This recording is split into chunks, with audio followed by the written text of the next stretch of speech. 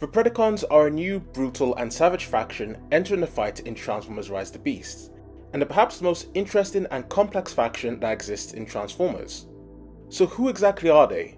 What scheme are they plotting in Rise the Beasts, and how could the faction's history tie into the movie? Out of all the new tribes, the Predacons are the ones we know the least about, but from all the teasers and leaks, we know that there'll be at least 5 in the new film. However, to better understand their potential motives and character, it's best to start with how the faction came into existence. Like in my Maximal video, the Predacons first appeared in Transformers Beast Wars, one of the main influences on Rise the Beasts. In the show, they come into being after the Decepticons lost the Great War to the Autobots from the original G1 cartoon. The two sides then signed a peace treaty to coexist on Cybertron, with the Decepticons soon after developing the technology to downsize themselves to smaller, more energy efficient bodies. Eventually, these Transformers stopped calling themselves Decepticons and rebranded to the Predacons. They also created a new type of scanner, allowing them to analyze the DNA of organic creatures. This is why we see them in Beast Wars alongside Rise the Beast take on the form of insects and long extinct creatures over the traditional vehicle modes of their ancestors. Nevertheless, not all of these ankle-biter-sized Decepticons were too happy about sharing their world, and no one was more unsettled than the Predacon who named himself Megatron, our alleged Predacon leader seen here in this teaser for Transformers Rise the Beasts. Megatron preached that the Predacons were treated as nothing but second-class citizens ruled over by the descendants of the victorious Autobots, the Maximals.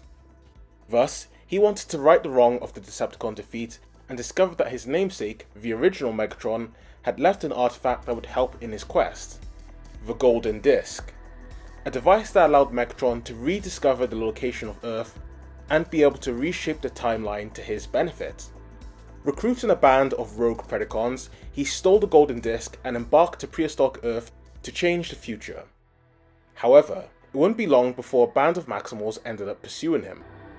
We already know that the Predacons in Rise the Beasts similarly travel back in time to ancient Incan Machu Picchu for unknown reasons and are again closely followed by the Maximals, with them most likely again trying to meddle with time to ensure a future dominated by the Predacons and Decepticons.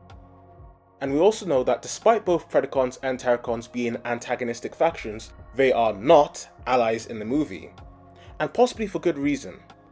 In fact, what makes all iterations of the Predacons so interesting isn't the alliances they forge, but the infighting and how easily they end up turning on one another.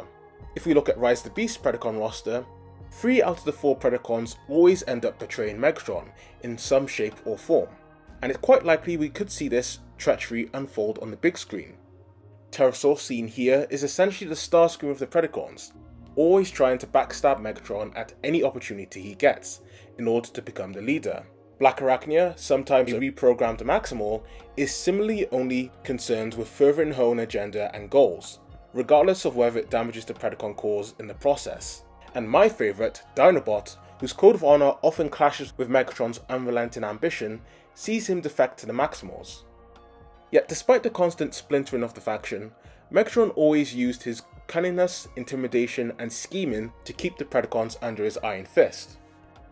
There's also Scorponok, the only loyal Predacon who serves as the faction's lieutenant. With all the different groups in play and so much at stake in the movie, we could again witness Megatron's underlings abandon their allegiances to further their own interests, especially since we know the Terracon Nightbird will also be switching sides at some point during the film.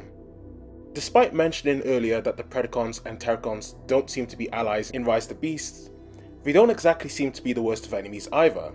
In fact, if we look at the Terracon leader's trophy kills, you can see he's killed Transformers from every faction except the Predacons. What exactly this means, I'm unsure, but what do you guys think, and what do you want to see from the Predacons in Rise of the Beasts? If you enjoyed the video, then leave a like, have a great day and don't forget to subscribe.